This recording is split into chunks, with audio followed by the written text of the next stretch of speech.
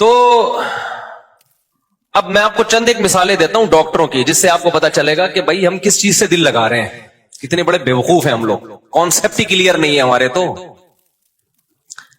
ڈاکٹروں کی مثالیں اس لیے دے رہا ہوں کہ قرآن و سنت کی مثالیں تو سنتے رہتے ہیں نا، ان پہ تو یقین نہیں آتا، اس میں ڈاکٹروں کی مثالیں دے رہا ہوں. تو ہارٹ اسپیشلسٹ ڈاکٹر ایک نہیں کئی ڈاکٹروں سے پوچھا ہے، کہتے ہیں بھائی بغیر کسی وجہ کے بھی ہارٹ اٹیک ہو سکتا ہے، بیٹھے بیٹھے ٹین کوئی وجہ نہیں ہے، ایکسرسائز بھی کر رہے ہو، جم بھی جا رہے ہو، ساری صحت مند خوراکیں، پھر بھی مر سکتا ہے آدمی. لیکن چانس کم ہوتا ہے مگر ہوتا ہے، ختم نہیں ہوتا چانس.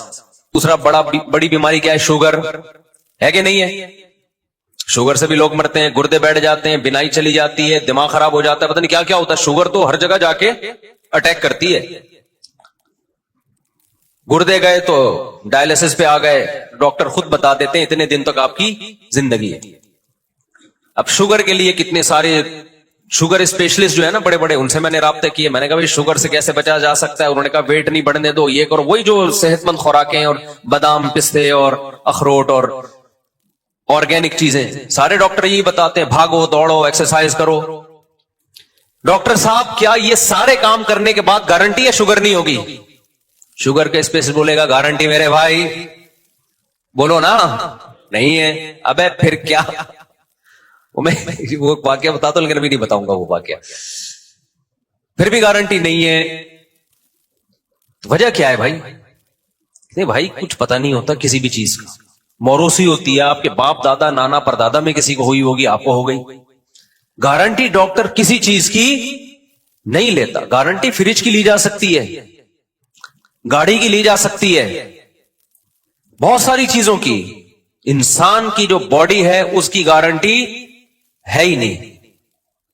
امکان ہوتا ہے کہ یہ جلدی نہیں مرے گا، یہ جلدی مر جائے گا، امکان کی حد تک، اس سے زیادہ کچھ بھی نہیں ہے. آگے چلتے ہیں ہم. کینسر کے اسپیشلسٹ، کتنے لوگوں کو کینسر ہوتا ہے نا. کینسر کے اسپیشلسٹ سے میری کئی دفعہ ملاقات ہوئی، اور وہ اسپیشلسٹ بھی معمولی اسپیشلسٹ نہیں ہے، جو کینسر کے اسپیشلسٹ کو پڑھاتے ہیں، یعنی اسپیشلائزیشن کرواتے ہیں کینسر میں. اور یورپ کے ایک دفعہ ملاقات کے لیے آئے، میں نے کہا ڈاکٹر صاحب آپ جو مجھ سے پوچھنے کے لیے آئے وہ بعد میں پوچھنا، پہلے میں آپ سے کچھ چیزیں پوچھنا چاہتا ہوں. کینسر سے بچنے کے لیے کیا کرنا چاہیے؟ یہ میں صحت پہ آپ کو رپورٹیں پیش نہیں کر رہا. آپ کہیں مفتی صاحب کیا شوگر کینسر، اور یہ تو ڈاکٹروں کا کام ہے بھائی، یہ ڈاکٹروں سے پوچھو. میں تو آپ کو میڈیکل سائنس کی رپورٹوں سے عبرت دلا رہا ہوں کہ اللہ رسول کی باتوں سے عبرت نہیں ہوتی، ڈاکٹروں سے ہی پوچھ لو عبرت ہو جائے گی. یہ دنیا دل لگانے کی جگہ بولو نہیں ہے، یہ 4 شادیوں کی جگہ ہے بس، تاکہ دل لگے ہی نہیں یہاں پہ. یہ 4 شادیوں سے بھی مسافر خانے کا احساس پیدا ہوتا ہے. پتہ ہے آپ کو، لوگ سمجھتے ہیں 4 شادیاں یہ دنیا کی محبت کی علامت ہے، حقیقت ہے دنیا کے مسافر خانہ سمجھنے کی علامت ہے. 4 شادیوں والے کا کوئی گھر ہوتا ہی نہیں ہے، ایک دن یہاں تو دوسرے دن وہاں، پھر تیسرے دن وہاں، چوتھے دن وہاں. ایک صاحب نے مجھ سے کہا نا، میں نے وہ بڑا لطیفہ ہٹ ہوا تھا. میری 2 گھر والے تھے، تو میں ایک گلشن اقبال میں، ایک ہاکسبی روڈ کی طرف، کتنا فاصلہ تھا نا. تو ایک اسٹیٹ ایجنٹ تھے میرے دوست، میں ایک دن یہاں تو دوسرے دن بس میں بیٹھ کے جاتا تھا. میں وہ ہاکسبی کتنا دور، 1.5 گھنٹہ لگتا تھا. انہوں نے کہا مجھے آپ پہ بہت ترس آتا ہے، ایک دن یہاں اگلے دن وہ ادھر. کہتے ہیں نا دھوبی کا کتا نہ گھر کا نہ گھاٹ کا، کوئی ٹھکانہ ہی نہیں ہے. میں نے کہا ترس مجھے آپ پہ آتا ہے، ایک دن وہاں، دوسرے دن بھی وہاں، تیسرے دن بھی وہاں، 10 سال ہو گئے وہاں، 15 سال ہو گئے وہاں. ہم نے کہا ہم تو ایک دن یہاں تو دوسرے دن کہاں ہیں؟ وہاں ہیں. پھر میں نے ان کو بتایا کہ دنیا مسافر خانہ ہے، اس میں مسلمان کا کوئی ٹھکانہ نہیں. یہ گھر ور کی محبتیں، چارپائیوں سے، پلنگوں سے، دیواروں سے، یہ ان لوگوں کا کام ہے بھائی جو دنیا سے محبت کرتے ہیں. ہمارا تو کوئی پلنگ ہی نہیں ہے، کوئی پتہ نہیں ہوتا آج کہاں سونا ہے ہمیں. رپورٹ آ جاتی ہے آج فلاں جگہ کی باری ہے، چل بھائی. مسلمان کا کوئی گھر، در و دیوار، اینٹیں بولو نہیں ہوتی. اینٹوں سے محبت، پلنگوں سے محبت، بستروں سے محبت، یہ ان لوگوں کا کام نہیں ہے جو دنیا کو مسافر خانہ سمجھتے. آپ کو پتا ہے 2 پیغمبروں نے اپنی قوم کو یہ نصیحت کی تھی. صالح علیہ السلام نے بھی، ہود علیہ السلام نے بھی. ہود علیہ السلام نے کیا فرمایا؟ وَتَتَّخِذُونَ مَصَانِعَ لَعَلَّكُمْ تَخْلُدُونَ. تم ایسے گھر بناتے ہو جیسے تم نے ہمیشہ رہنا ہے اس میں. حالانکہ اپنے پیسوں سے گھر بنا رہے تھے، کوئی رشوت کے پیسوں سے نہیں بنا رہے تھے.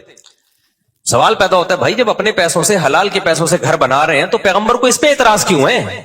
کیا گھر نہ بنائے؟ اب پھر یہاں سے میرا آپ کا اختلاف کیا ہو گیا؟ शुरू इख्तलाफी मसाइल छेड़ देते हैं मुफ्ती साहब।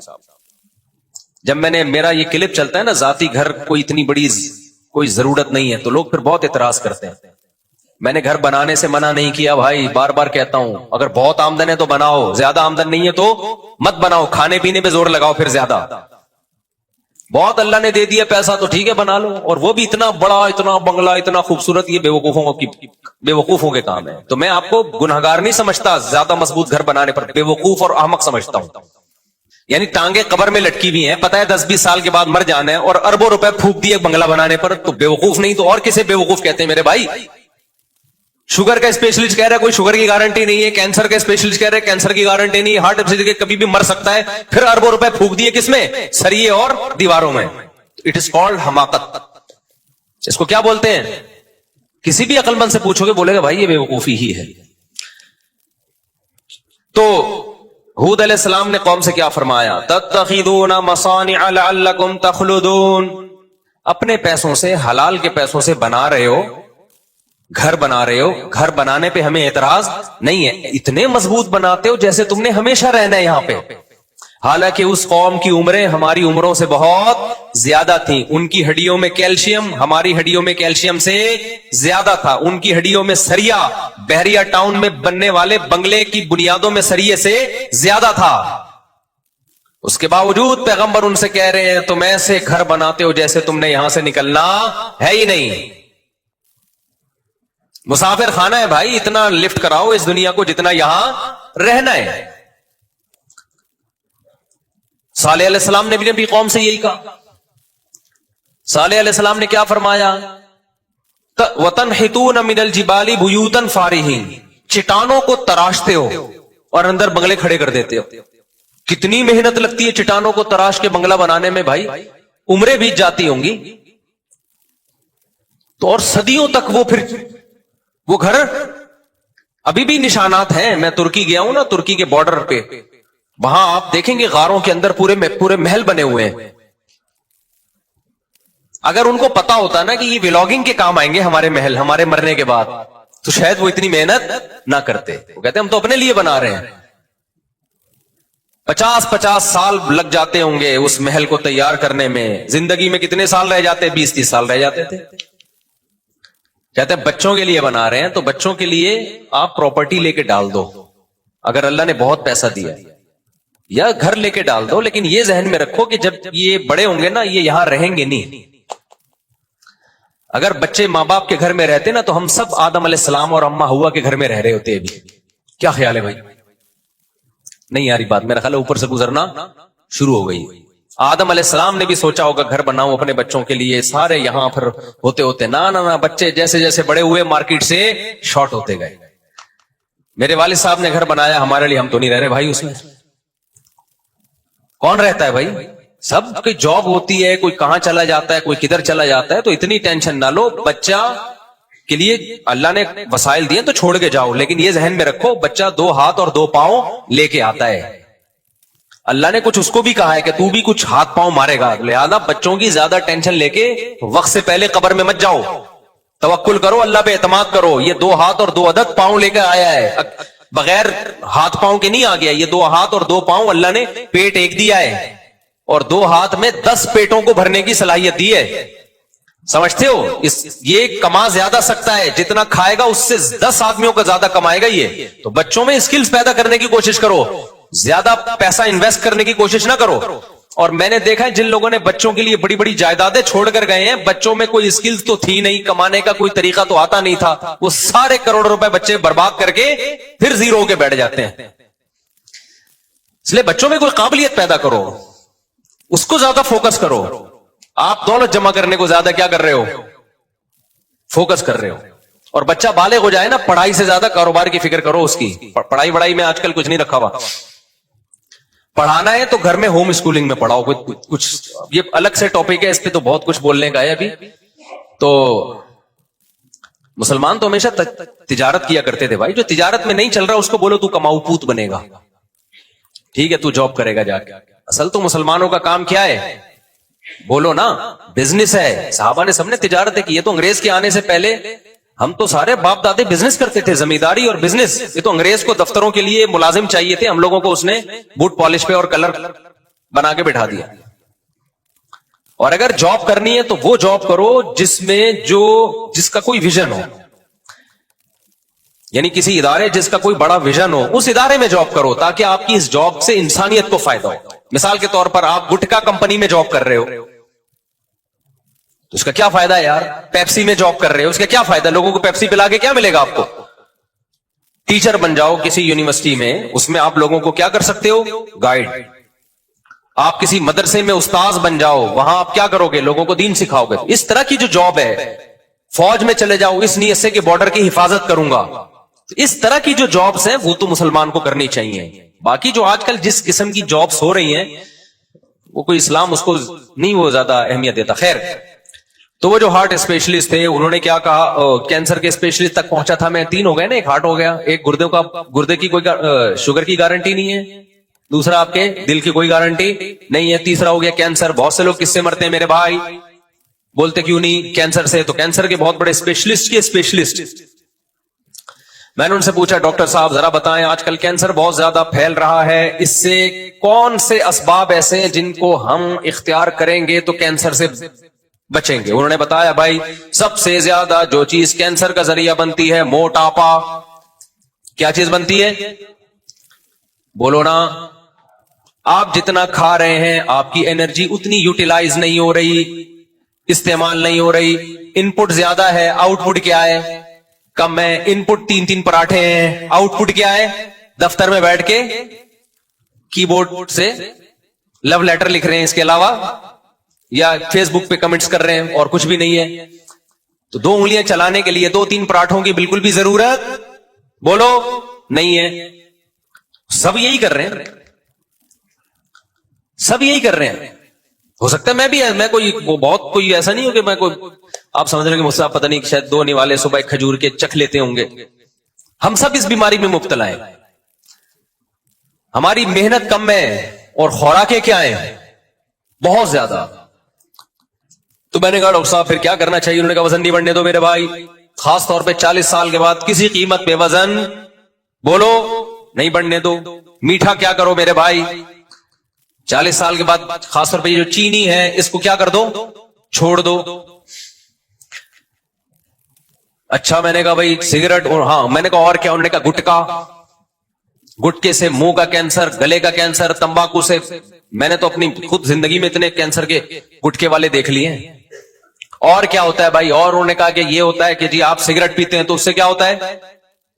بولو نا, بتا دو اپنی زبان. کینسر کا امکان بہت زیادہ بڑھ جاتا ہے. میں نے کہا اچھا, سگریٹ بھی ایک بندہ نہیں پی رہا, گٹکا بھی نہیں کھا رہا, پان بھی نہیں کھا رہا, وزن بھی اس کا کیا ہے؟ فٹ فاٹ, جاگنگ کرتا ہے, جم جاتا ہے, خوراکوں پہ کنٹرول ہے. ڈاکٹر صاحب گارنٹی لیتے ہو کینسر نہیں ہوگا؟ آپ کو سن کے رونا آئے گا. اتنا کچھ کرنے کے بعد نا وہ کہتے ہیں گارنٹی, پھر بھی بولو سب کچھ صحیح آ رہا ہو پھر بھی ہو جاتا ہے. وہ مجھے پھر لطیفہ یاد آتا ہے, سنائی دیتا ہوں. اتنا کچھ کرنے کے بعد بھی اب آدمی اتنی محنت کرے تو ڈاکٹر صاحب گارنٹی دو نا کینسر نہیں ہوگا. ڈاکٹر صاحب کہتے ہیں کینسر پھر بھی ہو سکتا ہے. وہ مجھے لطیفہ یاد آ جاتا ہے. ایسے موقع پہ ایک آدمی اپنی بیوی کی کبھی تعریف نہیں کرتا تھا, اس کو اچھی نہیں لگتی تھی وہ. تو ایک دن بیوی نے کہا کہ بھائی تھوڑا سا آج میں میک اپ کرتی ہوں, کچھ ساڑی اچھی پہنتی ہوں, کچھ چوڑیاں ووڑیاں, بڑا زبردست زینت اختیار کی نا اس. اپنے شوہر سے کہا بتائیے یہ میری چوڑیاں کیسی لگ رہی ہیں. ہاں, شوہر نے جب دیکھا نا بیگم پہ, بیگم سے کہا تھا یار آج تو بڑی خوبصورت چوڑیاں پہنی ہوئی ہیں. کہتی تھینک یو جی. آج تو بیگم بڑا ٹائٹ میک اپ لگایا ہوا ہے. تھینک یو جی. آج تو تم نے ساڑی بھی بڑی خاندانی پہنی ہوئی ہے. بڑی بیگم خوش ہو رہی ہے نا. تھینک یو جی. اچھی پھر بھی نہیں لگ رہی. یہ ساری چیزیں بہت اچھی تم نے پہنی ہوئی ہیں مگر تم اچھی بولو پھر بھی نہیں لگی. ہمارے ایک دوست تھے, ان کو رنگین ٹوپیاں پہننے کا شوق تھا جب ہم کالج میں پڑھتے تھے, کلرفل ٹوپیاں. مجھے یہ تھا کہ ٹوپی پہننی ہے تو یہ سادہ چائنا والی. ان کو شوق تھا نیلی پیلی نا بتیاں لگی ہوئی اس میں, تو بڑی چمکدار قسم کی ٹوپیاں خرید کے. میرے کلاس فیلو ہیں, بیان بھی سنتے ہیں. ایک دن میں نے ان سے کہا, میں نے کہا یار یہ تم کیا نیلی پیلی پہن رہے ہو؟ کہہ رہے یار اچھی نہیں لگ رہی ٹوپی. मैंने कहा देखो टोपी का अच्छा लगना काफी नहीं है, टोपी पहन के बंदा भी अच्छा लगे। ये टोपी वाकई बहुत खूबसूरत है, इसे पहन के बंदा अच्छा नहीं लगता।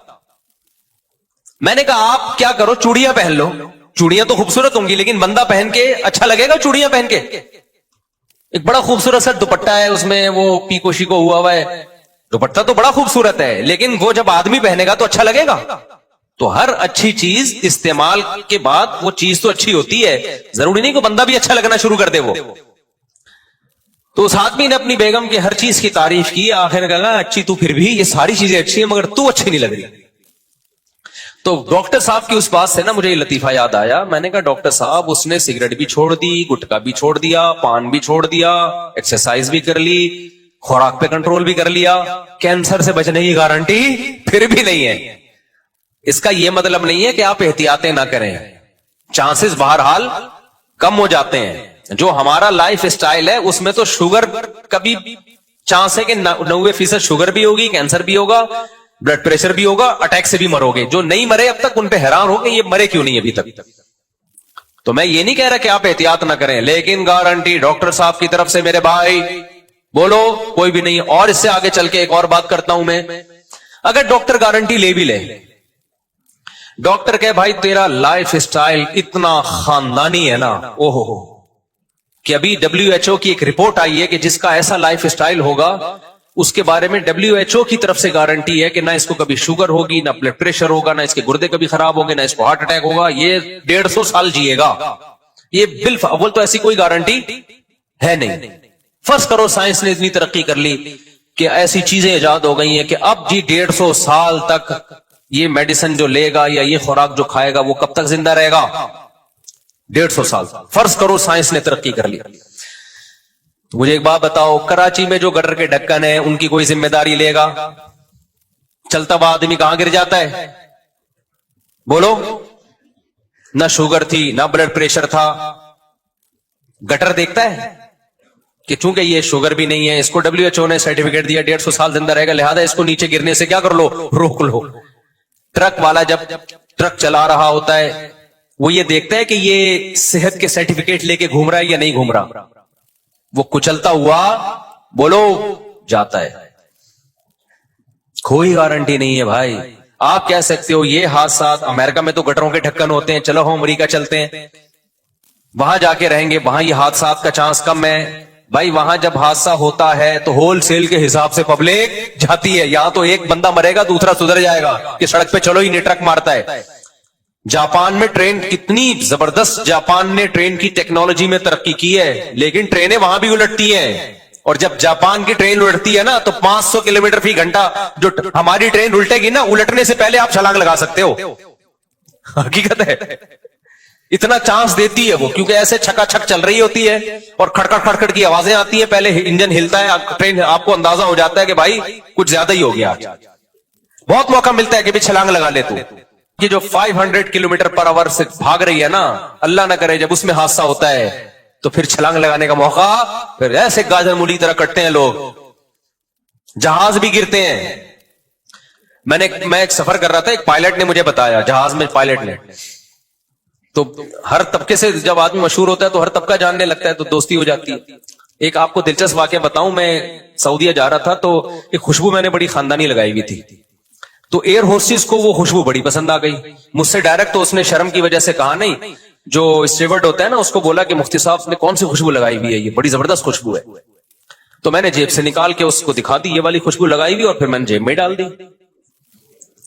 अच्छा, मुझे तो जहन में ही नहीं रहा कि ये बेचारी मांग रही है खुशबू या क्या, मेरे दिमाग में वाकई ये बात नहीं आई। अच्छा, मैंने अपने दोस्तों को जाके बताया कि यार ये खुशबू, अब हर आदमी वो खुशबू मुझसे मांग रहा है। तो हमारे एक दोस्त हांगकांग गए, वो खुशबू लगा के कह रहे किसी ने लिफ्ट नहीं कर। समझ में आ रही नहीं आई मेरा ख्याल, बहुत गहरी बात कह गया मैं, बहुत गहरी बात कह गया, जल्दी समझ में नहीं आती। ये बिल्कुल ऐसे ही है कि कुछ लोग जा रहे थे तो ग्रुप की शक्ल में ना, उन्होंने कहा अगर किसी नामहरम औरत पे नजर पड़े तो इस्तिगफार पढ़ना है, अस्तगफिरुल्लाह अस्तगफिरुल्लाह। अचानक इस्तिगफार की आवाज आई, सबने बोला कहां है भाई, कहां है। समझ। अच्छा खैर, तो تو ट्रकों की गारंटी कौन? हाँ, वो मैं बता रहा था कि पायलट ने बताया, मैंने कहा भाई कोई हादसे आपने कभी देखे हो, जहाज में कितना सिक्योरिटी का निजाम होता है ना, कितना बेहतरीन। उन्होंने बताया रशिया में एक दफा हम जा रहे हैं, रशियन जहाज था रूस का। अच्छा, मैंने किसी बयान में रूस को सोवियत यूनियन कह दिया, गलती से कह दिया है। तो सोवियत यूनियन तो अफगानिस्तान की लड़ाई के बाद मार्केट से शार्ट हो गया। तो लोग ऐसी गलतियां पकड़ते हैं, फिर तंज ये करते हैं इनको हिस्ट्री का नहीं पता। अबे हमें क्यों नहीं पता अफगानिस्तान की और रशिया की हिस्ट्री का? तो ये सबकत लिसानी से। इसी तरह मैंने एक दफा बयान में फला सदका में तर्जुमा गलती से कर दिया कि सदका नहीं दिया उसने, हालांकि सदका युसद्दीकु का माना तस्दीक करना होता है। वो जबान की एक मिस्टेक है, उसको बाज लोगों ने क्लिप बनाया कि जिसको कुरान की इस आयत का तर्जुमा नहीं पता। सदका युसद्दीकु तस्दीकन, ये तो पूरी गर्दान सुना दूं मैं आपको। तो वो मुंह से गलती से निकल गया। उस बयान में बाज दफा ध्यान कहीं और होता है, तो सदका में वो लफ्ज आ रहा है ना, और फिर कुरान में हमेशा नमाज सदका साथ ही है, इसलिए तवज्जो नहीं गई उस तरफ। तो लेकिन लोग एकदम गलती पकड़ के क्लिप बनाते हैं, कुरान नहीं आता। तो ऐसी सबकत लिसानी जिसे कहते हैं ना, जबान से आदमी सोच कहीं और होती है कहीं और, तो उसको एकदम से फतवाना लगा दिया करें किसी के बारे में। तो रूस का एक जहाज था, उन्होंने बताया पायलट ने कि वो जहाज जिस ट्रैक पे हम जा रहे हैं ना, सामने से उसी पे आ रहा था। हालांकि जहाजों में ऐसा नहीं होता। और कह रहे हैं कि 5 किलोमीटर दोनों जहाजों का फासला।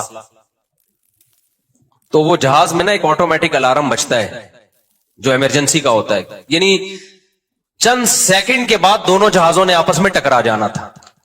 चंद सेकंड के बाद।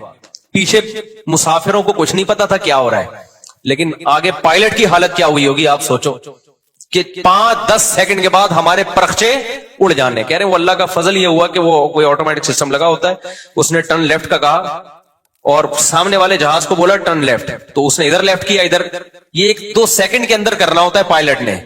हालांकि ऐसे मौके पे इंसान बौखला जाता है कि भाई ये क्या हो गया, पता चला टर्न लेफ्ट बोला और उसने राइट कर दिया।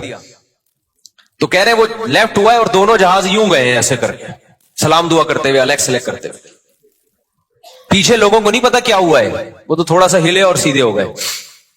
तो मैंने कहा ऐसा हुआ क्यों है, सिस्टम की खराबी? उन्होंने कहा नहीं, रशिया में बाज़ दफा पायलट पी के निकलते हैं। हालांकि कितना उनका सिस्टम है चेक करने का पायलट का ना, अल्कोहल कितनी इसकी बॉडी में, बहुत जबरदस्त सिस्टम है। इसके बावजूद भी भाई ये सिस्टम इंसान का बनाया हुआ है, इंसान से गलती। वो पायलट पी के निकले थे, तो पायलट समझ रहा था पायलट हो गया उल्टा। मेरा ख्याल है ये पीने के बाद जो है ना वो उल्टा होता है, तो वो हो गया उल्टा। वो समझा कि जहाज उल्टा हुआ है, तो जहाज को सीधा करने की कोशिश की होगी उसने। एक शराबी जैसे है ना, वो मशहूर वाक्य है कि शराब कितनी बुरी चीज है, देखो आप, दोनों जहाजों के परखचे उड़ा देने थे उसने। खैर बच गए, पता नहीं केस वेस हुआ उनके खिलाफ, क्या हुआ होगा। तो बाहर मुल्कों में ये होता है, ज्यादा पी ली, टेस्ट में आया नहीं, और पी के जहाज खुद उल्टे हो गए। वो समझे कि हर चीज को सीधा करने की कोशिश में लगे हुए, अपने आप को सीधा करने के बजाय सारी चीजें उल्टी कर दी। वो एक शराबी था ना, फायर ब्रिगेड के अमले में था, तो शराब पी के चला गया। वो सबसे ज्यादा मेहनत उसी ने की, जा जाके लोगों को निकाल निकाल कर आ रहे, 1 बंदा 2 बंदा। लोग कह रहे यार क्या हो गया इसको, 10-15 बंदे निकाल दिए उसने ना। तो बाद में पता चला जितने भी फायर ब्रिगेड के अमले के लोग थे ना, जो आग बुझाने गए हुए थे, कम बहुत उन सबको निकाल के ले आया। समझ में आ रही है? ये है पीने के साइड इफेक्ट। इसलिए शराब पी के तलाक दोगे, तलाक हो जाएगी, खूब अच्छी तरह ज़हन में रखो, क्योंकि शरीयत में तलाक का मदार जबान पर है, और शराब शरीयत में काबिल उज़र नहीं है, खूब समझ लो। तो ये जो कहते हैं ना शराब पी के तलाक नहीं होती, इसकी मजबूत दलील नहीं है कोई इसकी।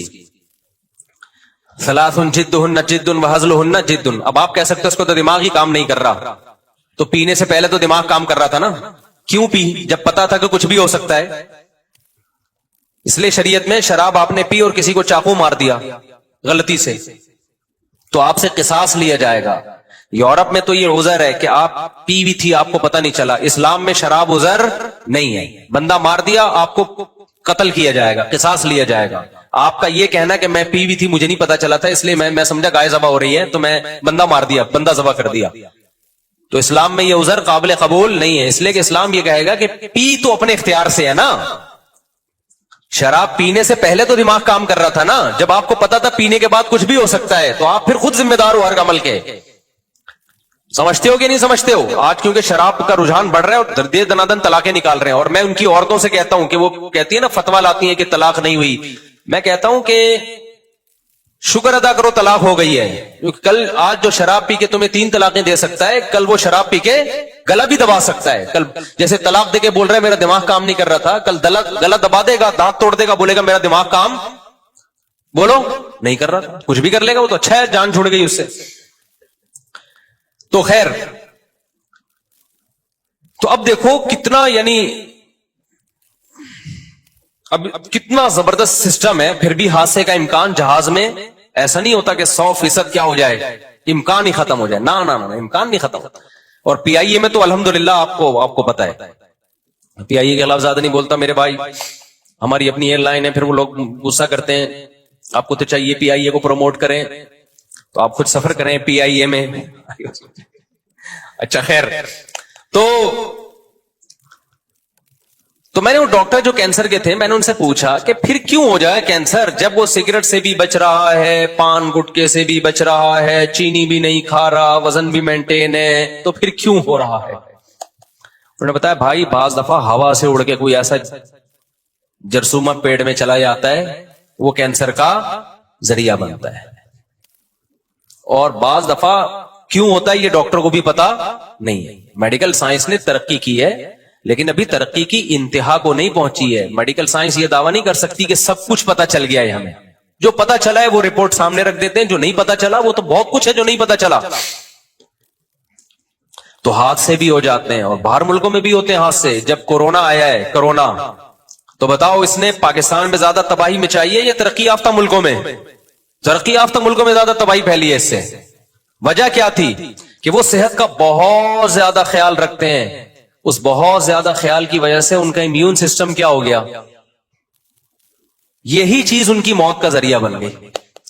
हमारे यहां मच्छर, अल्हम्दुलिल्लाह, मैंने डॉक्टर को कहा जब कोविड हो रहा था, मैंने कहा डॉक्टर साहब मेरे कितने चांसेस हैं कोविड से मरने के? उन्होंने कहा बहुत कम चांसेस हैं। आपको कभी मलेरिया हुआ? मैंने कहा हुआ है। उन्होंने कहा कम चांसेस है। मलेरिया वालों को कोविड से मरने का चांस क्या है? एक दफा मच्छर ने कोशिश कर चुका है मारने की उनको, मच्छर एक दफा मारने की पूरी कोशिश कर चुका है, नहीं मरे। अब उनका जो इम्यून सिस्टम है वो क्या हो गया, वो ताकतवर हो गया। कोरोना से मरने का चांस, उनकी तहकीक थी वल्लाहु आलम, कि उनकी एक थ्योरी थी, या आप कह लें कि रिसर्च के लिए उनका एक राय थी,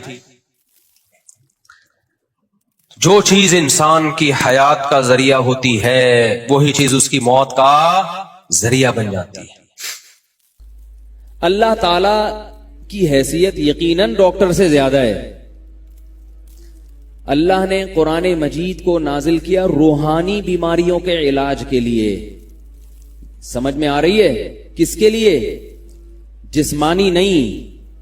ये जो रूहानी इलाज वाले हैं ना, ये कुरान की वो आयत जिसमें आता है फीही शिफाउल लिमा फिस सुदूर, जिसमें सीनों में छुपी बीमारियों का इलाज है, उसको तावीज गंडों पे फिट करके अपनी दुकानें चमकाते हैं।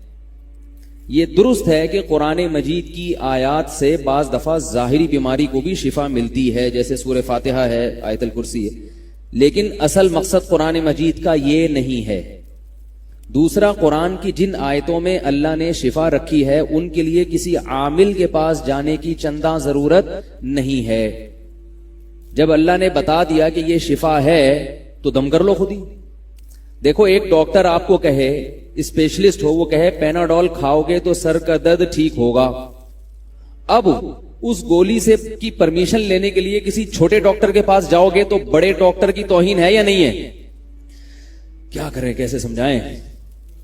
बड़ा डॉक्टर जब कह दिया कि भाई इसमें है शिफा, तो अब जाके किसी आमिल के पास जाना कि आप कहेंगे तो मैं ये खाऊंगा, आप नहीं कहेंगे तो नहीं खाऊंगा, तो ये पागलपना और बेवकूफी है या नहीं है? जब अल्लाह ने जादू का इलाज सूरह फलक और सूरह नास में रख दिया तो इसके लिए किसी आमिल बुजुर्ग बाबा के पास जाने की क्या जरूरत है? अल्लाह ने रख दिया ना, कर लो इलाज भाई, फूंक लगा तो हो जाएगा फायदा इंशाअल्लाह। यही काम वो करेगा तो माशाअल्लाह इसमें शिफा है। اور اپنے محلے میں کوئی نیک پرہیزگار آدمی اس نے کر دیا تو وہ کچھ بھی نہیں ہے. یہ ابقری والے ہی کریں گے تو شفا ملے گی, چوتھائی صاحب ہی کریں گے تو ٹھیک ہوگے, اور فلاں بابا کے پاس جاؤ گے وہ پھونک مارے گا تو ٹھیک ہوگے ورنہ نہیں ہوگے. یہ کہاں سے نکالا آپ لوگوں نے, کہاں سے نکالا, اس کی کیا دلیل ہے بھائی؟ تو یہ دم بم خود ہی کر لیا کرو. اگر آپ سمجھتے ہو کہ ہمارے دم میں طاقت نہیں ہے, ہم میں اتنا دم نہیں ہے کہ ہمارا دم اثر کرے گا, تو محلے میں کسی بھی امام صاحب یا کسی بھی بزرگ سے کروا لیا کرو. نیک لوگوں کی پھونک میں اللہ نے زیادہ تاثیر رکھی ہے. بس اس سے زیادہ اس کی دم درود کی کوئی حیثیت, جملہ مکمل کر لیں, نہیں ہے. اور اتنی حیثیت ہے یہ میں مانتا ہوں. تو ایسے بعض کلمات ہیں احادیث سے ثابت ہیں یا قرآن میں بعض آیتیں ایسی ہیں تو ان میں اللہ نے شفا رکھی ہے تو وہ خود ہی پڑھ لیا کریں. سمجھ رہے ہو؟ اس کے لیے کسی کے پاس جانے کی چندہ ضرورت نہ, کوئی رسالہ پڑھنے کی ضرورت ہے کہ اس میں لکھا ہے یہ والا, یہ کام کے لیے یہ والا اتنی دفعہ پڑھو گے تو ہوگا. اس سے پوچھو آپ کو کس نے بتایا کہ اس کام کے لیے یہ والی آیت اتنی دفعہ پڑھیں گے تو ہوگا؟ کہاں لکھا بھائی؟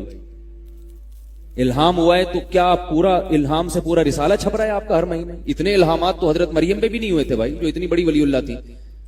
ان پہ بھی 5-6 دفعہ الہام کی جو ہمیں تحقیق ہے, یہ 5000 الہام ہو گئے ہوں گے. یہ کیسے بزرگ ہیں؟ تو میں کسی خاص شخصیت کے خلاف نہیں ہوں, اس بارے میں سبھی ایک جیسے ہیں. اس بارے میں بات پھر نکل جائے گی دائیں بائیں. محمد صلی اللہ علیہ وسلم ہم پر کوئی جھوٹ گھڑتے تو ہم آپ کا دایاں ہاتھ پکڑتے اور شہرک کاٹ ڈالتے, یعنی اپنی طرف جھوٹ کو منسوب نہیں ہونے دیتے. اس پر میں نے بیان کیا تھا کہ کوئی بھی ایسی شخصیت جو اللہ کی طرف غلط بات کو منسوب کر رہی ہو اور لوگوں میں اس کا اثر رسوخ بھی ہو, تو اللہ ایسے شخص کو پنپنے نہیں دیتے, اس کو رسوا کر دیتے ہیں اللہ تعالیٰ. تو نبوت کا دروازہ تو بند ہے. اب ظاہر ہے یہ کام مذہبی اسکالرز کر سکتے ہیں, تو مذہبی اسکالر بھی کوئی ایسی بات کریں گے جن کو فالو کرنے سے لوگ گمراہ ہو رہے ہوں, تو اللہ اس کو بھی نہیں پنپنے دیتے. ہاں یہ بات ضرور ہے کہ اللہ تعالیٰ اس کو پنپنے تو نہیں دیتے, لیکن کچھ نہ کچھ احمق اور بے وقوف لوگ ہر دور میں بہت سے لوگوں کے پیچھے لگتے ہیں, اور ایسے ایسے بے وقوفوں کے پیچھے لگتے ہیں کہ آدمی حیران ہوتا ہے کہ یہ شخص جسے نہ بولنے کی طاقت ہے نہ اس کے پاس معلومات ہیں. یہ روحانی لوگوں کو دیکھ لو نا, جو روحانی ڈرامے باز ہوتے ہیں نا, ان کا حلقہ بہت بڑا ہوتا ہے, ان کا حلقہ بہت بڑا ہوتا ہے. تو آپ کہہ سکتے ہیں کہ یہ تو ڈرامے باز ہوتے ہیں تو اتنے لوگ ان کو فالو کیوں کرتے ہیں, اللہ ان کو پنپنے کیوں دے رہا ہے؟ اصل میں اللہ تو پنپنے نہیں دے رہا ہوتا. سب سے بڑی بات یہ کہ ان کی جو باتیں ہوتی ہیں نا, ان کے نہ کوئی سر ہوتا ہے نہ کوئی پیر ہوتا ہے. تو عقل مندوں کی نظر میں 2-3 جملوں سے ہی ان کی حیثیت سامنے آ جاتی ہے. لیکن ایک مشہور مقولہ ہے کہ اگر اللہ عقل سے پیسے دیتا تو بے وقوف لوگ بھوک سے مر جاتے. تو ایسے ہی یاد رکھو, یہ جو فین فالوئنگ ہے یا عقیدت محبت, اس میں بے وقوف لوگ جیسے رزق میں بہت دفعہ آگے ہوتے ہیں نا, تو بے وقوف لوگ ان چیزوں میں بھی آگے ہوتے ہیں. بے وقوفوں کی جو عقیدت ہے نا وہ بہت خطرناک ہوتی ہے, کیونکہ اس کے لیے کوئی دلیل کی ضرورت نہیں ہوتی. وہ جب عقیدت کسی سے کرتے ہیں تو بہت ڈینجرس عقیدت ہوتی ہے, کیونکہ وہ سمجھتے ہیں کہ ہم جس کو فالو کر رہے ہیں بس یہ بزرگ ہیں. جب کسی کو بزرگ مان لیا, دیکھو یہ جاہل لوگ, ان کے ہاں نبی کا جو مقام ہے نا, ہم جب نبی مان لیتے ہیں تو پھر نبی دن کو رات کہیں, ہم نے کیا کہنا ہے؟ رات. پھر ہمیں دن کو دن کہنے کی اجازت ہے؟ جب ہم نے یہ مان لیا کہ پیغمبر وہ بات کہتے ہیں جو اللہ کہہ رہا ہے, تو اللہ غلط کر سکتا ہے؟ غلط کہہ سکتا ہے؟ نہیں کہہ سکتا. تو پیغمبر دن کو رات کہیں, ہمیں رات کہنا ہے, رات کو دن کہیں, ہمیں دن. تو جو لوگ بزرگوں کو پیغمبر کا مقام دے دیتے ہیں تو ان کی نظر میں ایک امتی کو جو نبی سے عقیدت ہوتی ہے وہ عقیدت ان کو ان بزرگوں سے ہو جاتی ہے جو ان کے خود ساختہ بزرگ ہیں. پھر وہ جتنی لمبی پھینکے گا نا اتنا بڑا بزرگ کہلائے گا. میں سمجھا پا رہا ہوں اپنی بات؟ کیونکہ ان کی نظر میں یہ بزرگ ہیں تو یہ دیکھو پیغمبر جب دنیا میں آتے ہیں تو بہت سی باتیں ایسی کرتے ہیں جو ہمارے مینٹل لیول کے نیچے نیچے ہوتی ہیں, کچھ باتیں ایسی ہوتی ہیں جو ہماری مینٹل لیول سے اوپر کی ہوتی ہیں, جیسے قبر کا عذاب یہ ہمارے مینٹل لیول سے اوپر کی, ہم نے مر کے تو دیکھا نہیں ہے. جنت ہے, جہنم ہے, یہ ساری چیزیں ہیں نا, یہ نیکی کرنے سے یہ ملتا ہے, یہ گناہ کرنے سے یہ عذاب ملتا ہے, یہ سب چیزیں ہمارے لیول سے اوپر کی ہیں. لیکن ہم کیوں مانتے ہیں؟ بھائی محمد صلی اللہ علیہ وسلم یہ باتیں اپنی طرف سے نہیں بتا رہے بلکہ کس کا پیغام؟ اللہ کا پیغام ہم تک پہنچا رہے ہیں. تو اللہ تو غیب کا علم جانتا ہے.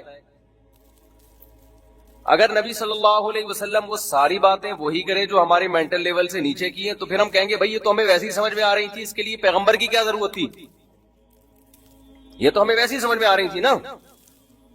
تو بعض لوگوں کی نظر میں بزرگ کا کانسیپٹ یہ ہے کہ اگر وہ ہمارے مینٹل لیول کے اندر کی باتیں کر رہا ہے تو پھر یہ بزرگ کس بات کا ہو گیا؟ تو یہ ضروری ہے کہ وہ کھوپڑی سے اوپر کی باتیں کرے, ایسی باتیں کرے جو آپ کی کھوپڑی میں نہ آئے. تو بھائی یہ چیز پیغمبر پہ تو جچتی ہے کیونکہ پیغمبر کا رابطہ کس سے ہے؟ اللہ سے. بزرگ پہ نہیں جچتی یہ چیز. بھائی آپ تو ہماری طرح کے انسان ہو, آپ جو بات کر رہے ہو اس کے پیچھے کیا دلیل ہے؟ لیکن آپ دیکھ لو جتنے بھی یوٹیوب پہ آپ دیکھو نا ایسی باتیں جو آپ کے لیول میں آئی نہیں, پتہ نہیں کیا کہہ رہے. حصار ہوتا ہے, حصار کیا ہے بھائی؟ کہتے ہیں جن چڑیل بھوت سے روکنے کے لیے کیا ہوتا ہے؟ حصار. وہ بھائی یہ کیا ہوتا ہے؟ کون سی میڈیکل سائنس کی کتاب میں لکھا ہوا ہے یا کیا ہوتا ہے یہ؟ جن وہاں سے اندر آئے گا, ادھر سے اندر کیوں نہیں آ سکتا؟ کہہ رہے ہیں یہ تمہارے سمجھنے کی باتیں نہیں ہے. تو جب نہیں ہے تو نکل یہاں سے بھائی, ہماری سمجھنے کی. تو ہمیں ایسی باتیں کرنے کے لیے بیٹھے جو سمجھ میں ہی نہیں آئے ہمارے. لیکن لوگ نکالیں گے نہیں, لوگ کہیں گے یہی تو ہے, اسی کے تو ہاتھ چومے جائیں. علوم ہے بھائی, علوم دی اللہ نے ان حضرت کو. ایک کانسیپٹ جن چڑیل بھوت کا وہ ہے جو اسلام نے دیا ہے, وہ ہم مان لیتے ہیں بھائی اللہ جانتا ہے. ہم چڑیل تو نہیں ہوتی, جن کی لیڈی کو چڑیل کہہ دو آپ پیار سے. ظاہر ہے جیسا جن بھیانک ہوتا ہے اس کی وائف بھی ایسی بھیانک ہی ہوگی نا, کیا خیال ہے؟ تو اردو میں اس کا نام چڑیل رکھ لیا. وہ ایک آدمی کی بیوی پہ جن آ گیا نا, کسی نے آگے بتایا تیری بیوی پہ جن آ گیا ہے, تیرے بھابھی پہ جن آ گیا ہے, تو کیا خود ہی بھگتے گا. اس کو ٹینشن ہی نہیں ہوئی, اس کو جن پہ ترس آیا. اس کو کس پہ ترس آیا؟ جن پہ. یار غلط جگہ آ گیا. وہ ایک آدمی سے کسی نے پوچھا نا اگر شیر حملہ کرے تیری ساس پہ اور تیری بیوی پہ تو کس کو بچائے گا؟ ساس پہ حملہ کیا اور بیوی پہ حملہ کیا تو کس کو بچائے گا؟ کہہ رہے شیر کو بچاؤں گا میں. مجھے پتا ہے شیر کے ساتھ بچہ ہونے والا نہیں. تو علوم ہے, علوم سمجھتے ہیں. یوٹیوب پہ جتنا بڑا پھینکو ہوگا کہتے ہیں کہ یہ کیا ہے؟ علوم کی باتیں کر رہے. اچھا خوب سمجھ لو کہ ہمارے ہاں بڑا عالم چاہے وہ میڈیکل سائنس میں ہو, وہ بھی تو ایک علم ہے نا میڈیکل, چاہے وہ دین کا علم ہو, کوئی بھی علم ہو, اس میں جو بھی ایسی باتیں کر رہا ہو جو پبلک کی سمجھ میں نہ آ رہی ہو اس کو لوگ زیادہ پڑھا لکھا سمجھتے ہیں. حالانکہ یاد رکھو علم میں جب انسان کو پختگی ہوتی ہے نا تو وہ جب جس طبقے سے بات کر رہا ہوتا ہے ایسے الفاظ میں بات کرتا ہے کہ اس طبقے کی سمجھ میں بات آتی ہے. یہ علم کی علامت ہے, لیکن اس کو لوگ علم نہیں سمجھتے. میں تو بہت سرچ کرتا ہوں نا یوٹیوب پہ جو ڈاکٹرز کیا کہہ رہے ہیں, حکیم کیا کہہ رہے ہیں. آپ دیکھو کوئی ڈاکٹر ایسی بات ایک ساری ٹرمز استعمال کر رہا ہوگا میڈیکل سائنس کی, ایک لفظ سمجھ میں نہیں آ رہا ہوگا, نیچے لوگوں نے برا بھلا کہا ہوگا بھائی کوئی ایسی بات کرو جو ہماری کھوپڑی میں تو آئے نا. لیکن کیا ہوتا ہے کہ بھائی ہے پڑھا لکھا, ہے کیا ہے؟ پڑھا لکھا ہے. تو یہ پڑھا لکھا ہونے کی علامت نہیں ہے.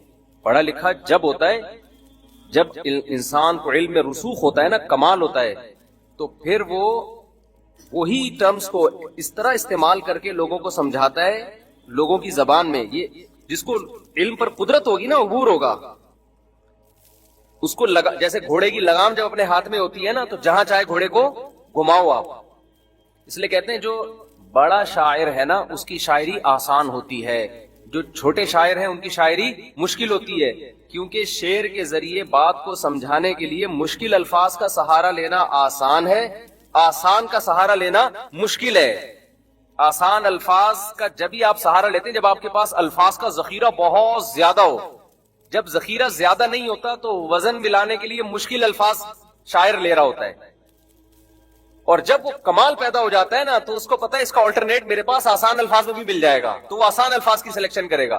نیا نیا شاعر یہ کام نہیں کر سکتا، لیکن جو مشکل الفاظ استعمال کرتا ہے لوگ کہتے ہیں بڑا شاعر، جو آسان الفاظ استعمال کرتا ہے لوگ کہتے ہیں چھوٹا شاعر. آپ شاعروں سے پوچھیں، وہ ایک شاعر گزرا ہے نا جس کا انتقال ہو گیا، کیا نام تھا؟ ابے وہ جان ایلیا نا. تو جان ایلیا کی شاعری نا بہت آسان الفاظ تھے اس میں.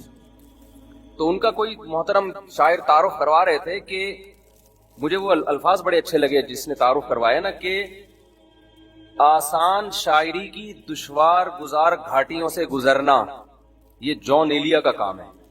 تعارف دیکھیں آپ، اب مجھے پورے الفاظ یاد نہیں ہے. آسان شاعری کی دشوار گھاٹی.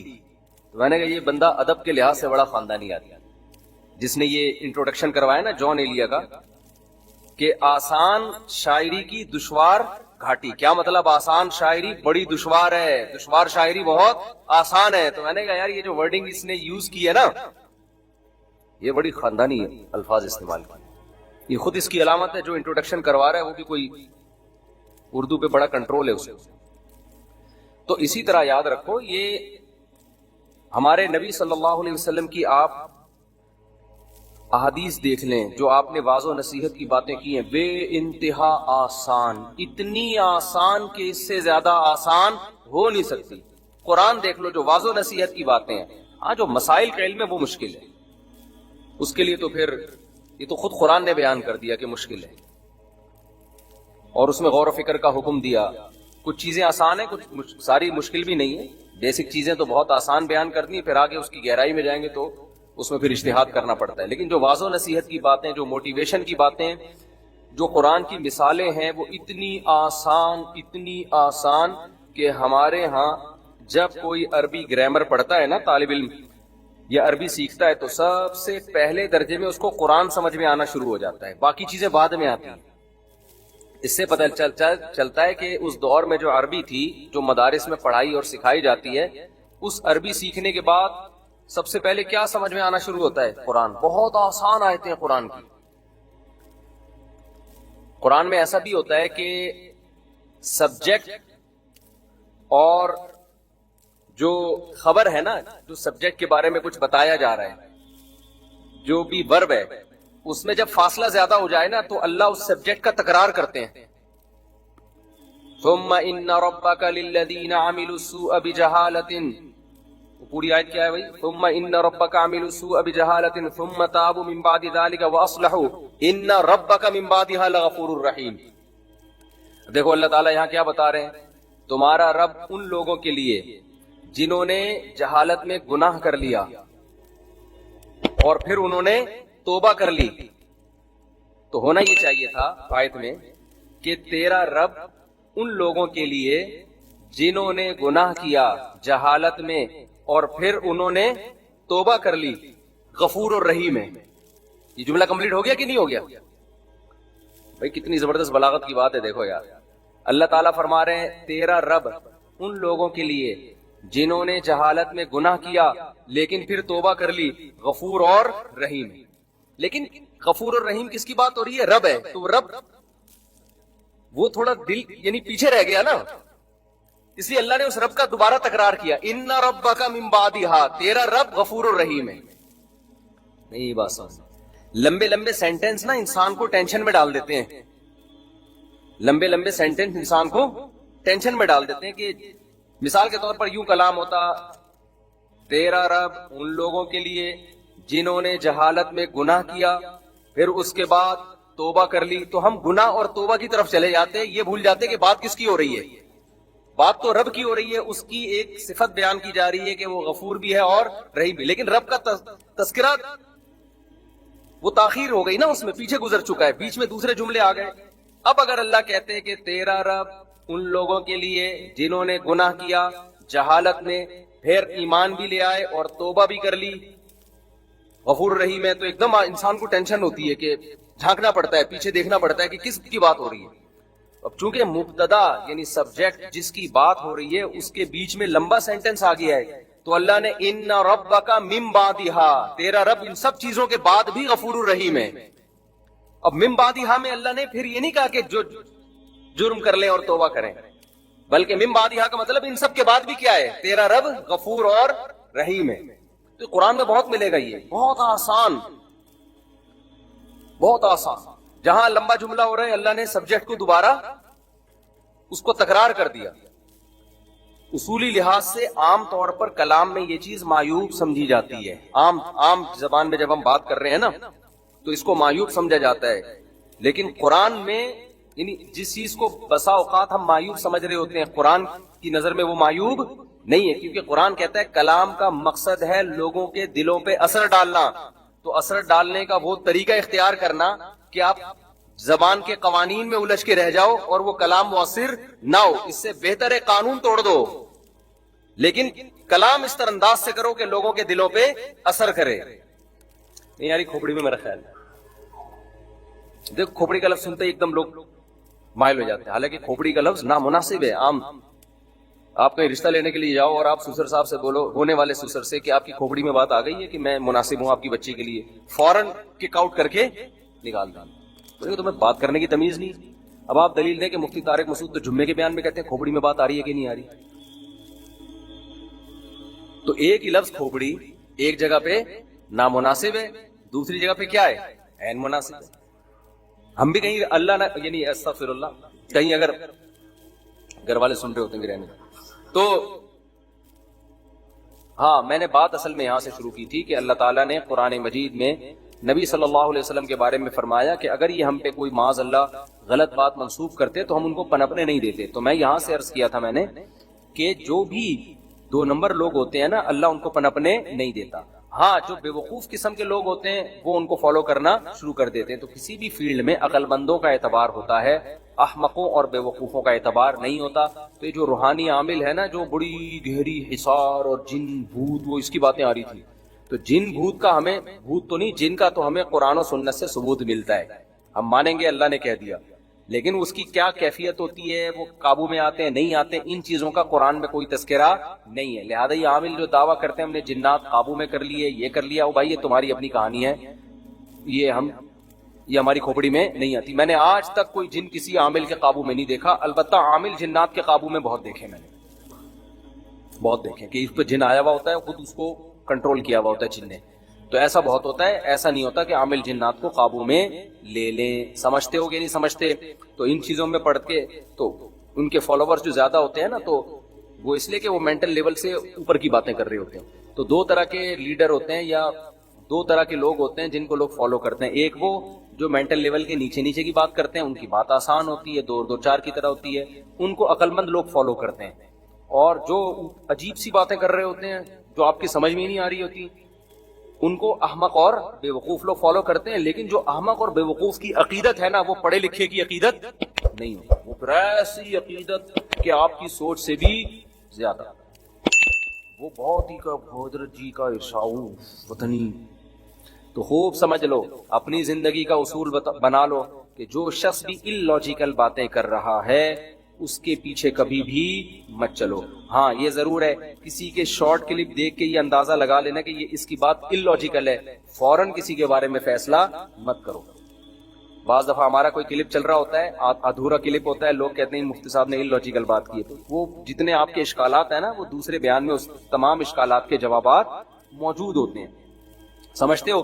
تو سننا بھی اسی کو ہے, اور اپنی زندگی کا جو لاہ عمل ہے نا,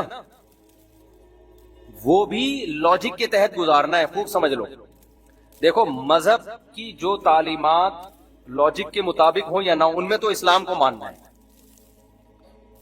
وہ تو اللہ میاں نے جب کہہ دیا تو اللہ سے زیادہ کوئی جاننے والا نہیں، اس سے زیادہ کسی کا علم نہیں.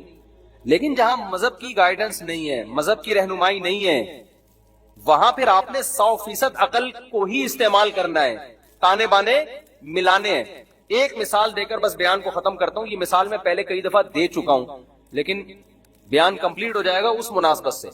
دیکھو، ہم نے علماء سے سنا ہے کہ اگر آپ شریعت کی مخالفت کرو گے نا، توبہ استغفار سے وہ گناہ آپ کا معاف ہو جائے گا. فطرت کی مخالفت کرو گے تو جو سزا ملے گی وہ توبہ استغفار سے نہیں ٹلتی. ہمارے ہاں بہت سے لوگ جو شریعت کو فالو کرتے ہیں وہ عقل کے خلاف چلنا شروع ہو جاتے ہیں اور اس کو توکل کا نام دے دیتے ہیں.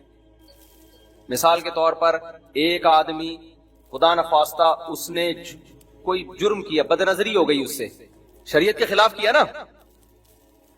کسی بھی عالم مفتی کے پاس آئے گا، عالم مفتی پوچھے گا اس سے بھائی تم سے کیا جرم ہوا، وہ کہتا ہے بھائی مجھ سے بد نظری ہوئی ہے، مجھے بتائیں اس کی کیا تلافی ہے. تو وہ کیا کہے گا؟ کیا کرو؟ توبہ کرو. توبہ کرنے سے اس کے تمام سائیڈ افیکٹ کیا ہو جائیں گے؟ ختم. التائب من الذنب کمن لا ذنب له، حدیث میں آتا ہے گناہ سے توبہ کرنے والا ایسا ہے جیسے اس سے گناہ کبھی ہوا ہی نہیں ہے. ایک غلطی ہے. دوسری غلطی کیا ہے؟ موم بتی جل رہی تھی، آگ لگی ہوئی ہے اس میں. آپ نے کہا یار میرا ایمان اپنا میں جانچتا ہوں ذرا، میرا اللہ پہ توکل، آگ پہ زیادہ توکل ہے یا اللہ پہ زیادہ ہے؟ تو میں اللہ پہ توکل کرتا ہوں، اس موم بتی میں ہاتھ ڈالوں گا، اللہ چاہے گا تو ہاتھ میرا نہیں جلے گا. آپ نے اس انگلی میں، اس آگ میں انگلی داخل کر دی، وہ آگ لازماً آپ کے ہاتھ کو جلائے گی کیونکہ آپ ابراہیم علیہ السلام نہیں ہیں. اللہ نے ابراہیم علیہ السلام سے وعدہ کیا تھا کہ آگ میں ڈال دیں گے میں بچا لوں گا. آپ میرے اور آپ سے اللہ نے ایسا کوئی وعدہ نہیں کیا. اس لیے اللہ پہ توکل کا سہارا لے کے ہمارے لیے آگ میں انگلی داخل کرنا جائز ہو جائے گا؟ جائز نہیں ہوگا، کتنا بھی توکل ہو. آپ نے کہا یار اللہ سے ہوتا ہے، ہمارے تبلیغ والے کہتے ہیں، بالکل صحیح کہتے ہیں کہ اللہ سے ہوتا ہے، اللہ کے غیر سے نہیں ہوتا. آپ نے کہا اچھا اللہ سے ہوتا ہے تو میں ابھی بجلی کے کھمبے میں نا یہ جو ہے نا، یہ آپ تک پلک لگاتے میں 2 انگلیاں ڈالوں گا اور تم بٹن آن کر دینا. اللہ کا حکم ہوگا تو کرنٹ لگے گا، نہیں لگے گا نہیں حکم ہوگا تو نہیں لگے گا، اور مجھے یقین ہے کہ اللہ کا حکم ہوگا کہ نہیں لگے گا. آپ نے انگلیاں ڈالی اور جیسے ہی آن ہوں گے تو آپ مریں گے. آپ کے بچنے کا ایک ہی طریقہ ہے کہ کوئی آپ کو بچانے کی کوشش کرے. آپ کو اگر جو بچانے کی کوشش کرے گا نا تو پھر آپ بچ جائیں گے. وہ کیا ہو جائے گا؟ کرنٹ پارسل ہو جائے گا ادھر. کہتے ہیں اس کو کرنٹ لگا ہوا، اس کو اگر کھینچو بھی نا تو وہ بچ جائے، آپ کے مرنے کے چانسز بڑھ جاتے ہیں. تو یہ کیا، یہ کس سے پھٹا کر رہے ہو آپ؟ شریعت سے نہیں، کس سے؟ نیچر سے. اللہ کے نیچر کے جو اصول ہیں وہ تبدیل نہیں ہوتے. وہ تو کبھی معجزہ ہو جائے تو ہو جاتے ہیں ورنہ نہیں ہوتے، وہ کبھی بھی تبدیل نہیں ہوتے. اب جناب آپ کو لگا پاورفل قسم کا کرنٹ، آپ اندر سے آڑے ترچے ہو گئے، فرمائی آپ کا ٹیڑھا ہو، پہچان میں ہی نہیں آ رہے کہ کون سا بندہ ہے. یا آپ نے آگ میں انگلی ڈالی اور وہ انگلی آپ کی کیا ہو گئی؟ جل گئی. اب آپ آئے مفتی صاحب کے پاس، مفتی صاحب مجھ سے غلطی ہوئی ہے، میں نے آگ میں اپنے آپ کو جلا دیا ہے. تو مفتی صاحب کہیں گے توبہ کرو بھائی، یہی کہیں گے نا. تو آپ کہیں گے بھائی توبہ کرنے سے کیا ہوگا؟ وہ کہیں گے سر گناہ معاف ہوگا آپ کا. کہ حماقت کیوں کی؟ کہ بھائی حدیث میں تو آتا ہے جو توبہ کرے وہ ایسے جیسے گناہ کیا ہی نہیں. تو میں نے جب آگ میں انگلی ڈالنے سے آئندہ کے لیے توبہ کر لی تو میں تو ایسے ہوں جیسے گناہ کیا ہی نہیں، لہذا میرا زخم خود بخود ٹھیک ہو جائے. یہ انگلی جو جل کے ختم ہو گئی واپس آ جائے، کیونکہ حدیث میں آتا ہے جو گناہ کر کے توبہ کرتا ہے ایسے جیسے کیا ہی نہیں. تو ایسا ہونا چاہیے جیسے میں نے آگ میں انگلی ڈالی نہیں. تو ہو جائے گی انگلی واپس آ جائے گی؟ نہیں آئے گی. کہیں گے بھائی آپ نے بغاوت کس سے کی ہے؟ فطرت سے کیا، نیچر سے لڑے ہو آپ. سمجھتے ہو کہ نہیں سمجھتے؟ تو آج جو دیندار لوگ ہیں توکل کے نام پہ جو بے احتیاطیاں کر رہے ہیں، انفرادی سطح پہ بھی اجتماعی سطح پہ بھی، لہذا انفرادی سطح پہ بھی بیڑا غرق اور قومی سطح پہ بھی بیڑا غرق ہوا چلا جا رہا ہے. اور کہتے ہی ہیں کہ ہم چونکہ مسلمان ہیں، ہمارے ساتھ اللہ ہے تو اللہ کی ہمارے ساتھ مدد ہوگی، ہم ترقی کریں گے. آپ ترقی کے علاوہ ہر قسم کا، آپ 4 شادیوں کا خواب دیکھ سکتے ہو، آپ ان حالات میں ترقی کا خواب بولو نہیں. خدا نے آج تک اس قوم کی حالت نہیں بدلی، نہ ہو جس کو خیال آپ اپنی حالت کے بدلنے کا. تو وہ اسباب اختیار کرنے پڑیں گے، کھوپڑی استعمال کرنی پڑے گی. نہیں علی المنکر میں اسباب اختیار کرنے کا حکم ہے جو فرض ہے، تو اس کے بغیر کہاں؟ دیکھو نبی نے کیا فرمایا، من رأى منکم منکرا فلیغیرہ بیدہ. بتاؤ برائی کو ختم کرنا ہمارا فرض ہے یا نہیں ہے؟ لیکن نبی نے کیا فرمایا؟ اتنا فرض ہے جتنا افورڈ کر سکو. ہونا تو یہ چاہیے تھا بھائی حق بیان کرو چاہے جو مرضی ہو جائے، کچھ بھی ہو جائے، جو بھی اثرات ہو. نہ آپ نے فرمایا جو برائی کو ہاتھ سے روک سکتا ہے تو وہ تو ہاتھ سے روکے، جس میں ہاتھ سے روکنے کی طاقت نہیں ہے اب پھر ہاتھ سے مت روکے، وہ پھر کیا کرے؟ پھر نہیں بھائی، پھر تو سائیڈ افیکٹ کیا ہوں گے؟ زیادہ ہوں گے. وہی قصہ ہو جائے گا کہ بھینس کے منہ میں پائپ رکھا، جمال گوٹا رکھ کے پھونک ماری، بھینس نے پہلے پھونک مار دی بھینس نے. تو آپ کی طاقت ہے نہیں، سامنے والا پاورفل ہے، آپ نے اس کو برائی سے روکنے کی زبردستی کوشش کی، جو اس نے کوشش کی تو آپ سوسائٹی میں کسی قابل رہے نہیں. تبھی تو حکمرانوں کے خلاف مسلح بغاوت سے اسی وجہ سے منع کیا جاتا ہے کہ آپ برائی کو ختم کرنے کے لیے سسٹم کو چینج کرنے کی کوشش ضرور کرو، مگر ایک پاورفل ریاست کے خلاف جب آپ طاقت کا استعمال کرو گے تو آپ جو پھونک لگاؤ گے نا وہ برداشت ہو جائے گی. حکومت نے جو پھونک لگائی نا اس سے آپ کی پھونک ہمیشہ کے لیے نکل جائے گی. تمام فقہا لکھتے ہیں کہ مسلح تحریکوں کے لیے ضروری ہے کہ اسباب کی دنیا میں طاقت ہو. ایسا نہیں کہ آپ اٹھے اور جناب بڑے تم لڑن کر کے یوں کر دیا آپ نے. آپ دیکھنا پڑے گا کہ آپ میں کتنی پاور ہے لڑنے کی. نہیں ہے تو کوئی اور کام کرو.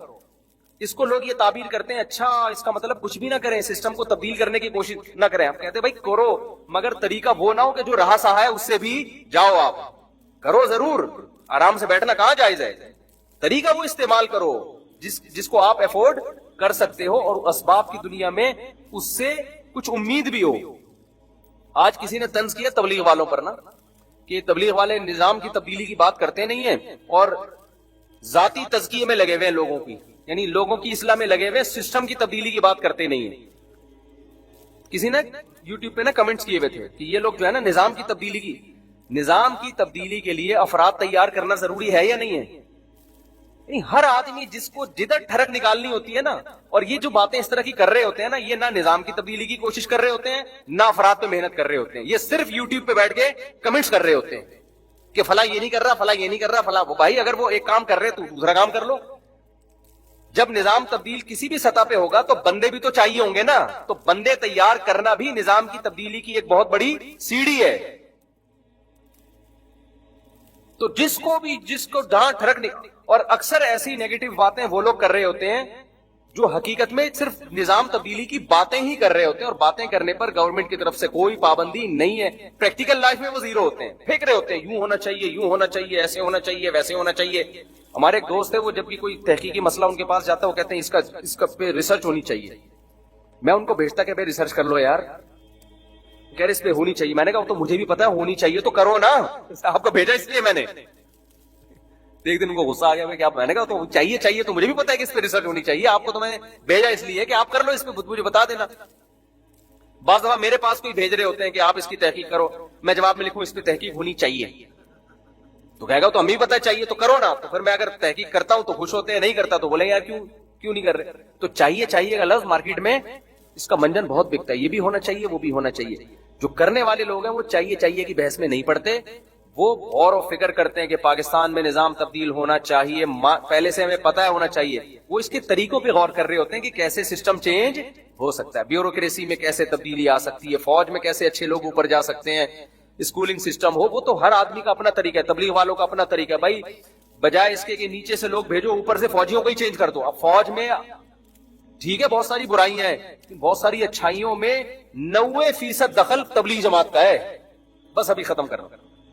فوج میں آپ کو کوئی بریگیڈیئر، کوئی کرنل، اتنی بڑی بڑی داڑیوں والے، مذہب کی پابندی والے ملیں گے. میں نہیں کہہ رہا سارے تبلیغ سے متاثر ہیں، ایک بہت بڑا طبقہ کس سے متاثر ہے؟ تبلیغ سے. تو فوج میں کتنی بڑی تبدیلی کر دی. وہ کہہ رہے ہیں نظام میں تبدیلی نہیں لا رہے. بھائی فوج میں اتنی بڑی داڑیوں والے، ورنہ اگر تبلیغ جماعت نہ ہوتی ہماری آرمی، اس بات کا بہت زیادہ امکان تھا کہ وہ 90% سیکولر لوگوں کے ہاتھ میں ہوتی. ابھی ایک کرنل مجھے ملے، ریٹائر ہو گئے، وہ تبلیغ میں نا ٹوپی پہن کے گشت کرتے پھر رہے. میں نے کہا حضرت وہ ریٹائر تو ابھی ہوئے نا، وہ تو ڈیوٹی کے دوران بھی کہتے ہیں یار ہم نے ساری زندگی سلوٹ، لوگ ہمیں مارتے تھے، ہم اس کو عزت سمجھتے تھے کہ لوگ ہمیں عزت دے رہے ہیں، سلوٹ کر رہے ہیں، ہمیں پتا چلا عزت تو کون سی ہے آخرت. تو میں نے کہا میں ان کو سمجھاؤں، وہ جو زندگی میں آپ کو کوئی مسالہ زیادہ لگ گیا نا ان کرنل صاحب پہ. میں نے کہا حضرت وہ جو آپ کو لوگ سلوٹ کرتے تھے وہ بھی دین کا حصہ تھا. ایک کنٹری ہے، اس میں اگر فوج کے ماتحت آدمی اپنے جو ہے نا آفیسر کو سلوٹ نہیں کرے گا تو یہ نظام کیسے چلے گا؟ اس کو بھی مذہب کا حصہ سمجھو نا. بعض لوگوں کو مسالہ کیا لگ جاتا ہے, جونپور کے قاضی بن جاتے ہیں وہ, تو وہ اس کو غلط سمجھ رہے ہیں کہ جو مجھے سلوٹ مارا کرتے ہیں. میں نے کہا یہ تھوڑا زیادہ ہو گیا, اس کو تھوڑا سا کیا کر لیں, یہ تو سسٹم ہے, یہ تو سسٹم کا حصہ ہے, اور اس پہ تو اللہ کا شکر ادا کریں, اللہ نے آپ کو عزت دی ہے کہ ماتحت لوگ آپ کو سلوٹ کر رہے ہیں. ہاں تکبر نہ کرے انسان. تو ہر آدمی جو بھی پازیٹو کام کر رہا ہے اس کو پروموٹ کرو. تبلیغ کا بہت بڑا کام ہے, تو بہت زیادہ اللہ نے کام لیا فوج میں اور بیوروکریسی میں, ججز ہیں بہت سارے جو لگے جماعتوں میں. ہاں جو کام نہیں, جو شعبہ خالی ہے اس پہ آپ محنت کرو نا, اس پہ کیا کرو, اس پہ آپ محنت کرو. افراد ہی ٹھیک نہیں ہوں گے تو وہ سسٹم تبدیلی کی بات بھی ان کی کھوپڑی میں نہیں آئے گی. وہ کہے گا ابے مزے اڑا, یہ کیا سسٹم, اسلامی سلطنت, اسلامی ریاست, یہ سب فضول معاذ اللہ فضول باتیں. تو مسجدیں آباد ہوتی ہیں اور لوگوں میں ایک شعور پیدا ہوتا ہے, تو لوگ ہی تو پھر آگے, پیغمبر تھوڑی آئیں گے دوبارہ کوئی, تو لوگ ہی مسلمان ہی سارے کام کریں گے. تو اس لیے میں کیا عرض کر رہا تھا, بس بات کو ایک جملے میں اب سینٹنس میں ختم کرتا ہوں کہ ان لاجیکل کام آپ کو کرنے کی اجازت نہیں ہے اللہ پہ توکل کا لیول لگا کے. تو جب نہیں علی المنکر میں نہیں ہے, اس میں نبی نے فرمایا اپنی استطاعت دیکھو, استطاعت ہے تو ٹھیک ہے, نہیں ہے تو زبان پہ آ جاؤ. فمن لم یستطع فبلسانہ, زبان سے کہنے پر اکتفا کرو, اور اگر اس کی بھی طاقت نہیں ہے فبقلبہ, تو بقلبہ کا مطلب یہ نہیں کہ دل میں, دل سے برا سمجھو. بقلبہ کا مطلب دل سے تبدیل کرو. دل سے تبدیل کا مطلب دل میں یہ نیت کر رکھو کہ اللہ ابھی تو میں بول بھی نہیں سکتا, جو مجھے ذرائع اور وسائل ملے نا جتنا کام کرنے کی, جتنا برائی کو دنیا سے ختم کرنے کی, میں وہ تمام سوٹیبل ذرائع اور تمام سوٹیبل وسائل میں اختیار کروں گا. میں ایسے نہیں بیٹھوں گا, جتنے بھی جو بھی سوٹیبل طریقہ ہوگا تو وہ میں اختیار کروں گا. تو وہ نبی کا بھی یہی سیرت ہے, تمام انبیاء کی یہی سیرت ہے, اور قیامت تک یہی طریقہ چلے گا. ایسا کام کرنا جس میں لینے کے دینے پڑنے کا خطرہ ہو, تو کتنا ہی اچھا لیول لگاؤ گے, کتنا ہی اخلاص ہوگا, تو اللہ اس میں آپ کی مدد نہیں کرے گا. جیسے ایک آدمی آگ میں انگلی ڈالتا ہے کسی ہندو کو دکھانے کے لیے کہ میری انگلی نہیں جلے گی, دیکھنا یہ اس کی علامت ہوگی کہ ہم سچے ہیں. تو اللہ نے کب تجھے کہا کہ بھائی تو تیرا ہاتھ نہیں جلے گا, پھر بھی ہاتھ جلے گا, ٹھیک ہے نا. ہاں بعض دفعہ اللہ کی طرف سے کسی پر الہام ہو جاتا ہے, جیسے کرامات کے ایسے واقع ہیں. وہ الہام جیسے موسیٰ علیہ السلام کی ماں پر الہام ہوا, بچے کو صندوقچے میں ڈال دو ہم بچا لیں گے, پھر ان کے لیے صندوق میں ڈالنا کیا ہو گیا, حلال ہو گیا. وہ بعض دفعہ وہ اللہ کی طرف سے ایسا قوی الہام ہوتا ہے, وہ دوسرے کے لیے تو حجت نہیں ہوتا, لیکن جس پر ہوتا ہے اس کے لیے وہ حجت ہوتا ہے. لیکن اب الہاموں کا ایک نیا سلسلہ نہ کھل جائے کہ اچھا مجھے تو یہ الہام ہوا تھا کہ یوں کر لو, وہ ایک الگ ٹاپک ہے, پھر اس پہ میں کبھی بات کروں گا انشاءاللہ. اللہ تعالیٰ سمجھنے کی عمل کی توفیق